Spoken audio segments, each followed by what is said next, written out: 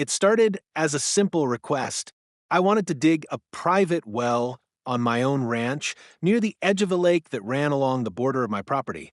The land was mine, the water table was healthy, and I had all the necessary permits ready.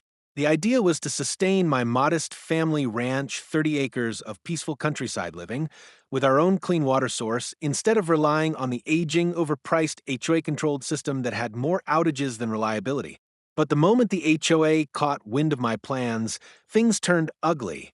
Karen, the ever-vigilant self-declared queen of the HOA board, stormed down my driveway one morning like she was leading a revolution.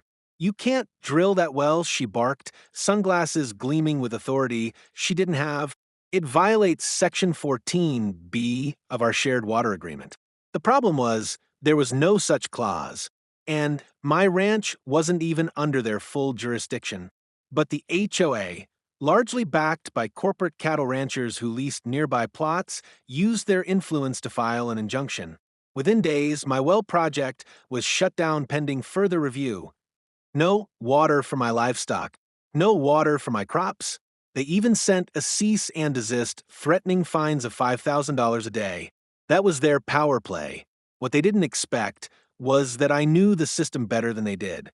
Years ago, my late father and I had quietly invested in the original water rights to the East Side pipeline, the same one the HOA now used to funnel water to the massive cattle operation they'd leased to 3 industrial ranchers.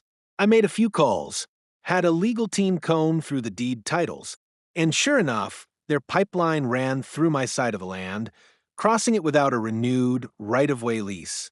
With the law on my side, I had the pipeline shut off. Completely. Permanently. No tricks.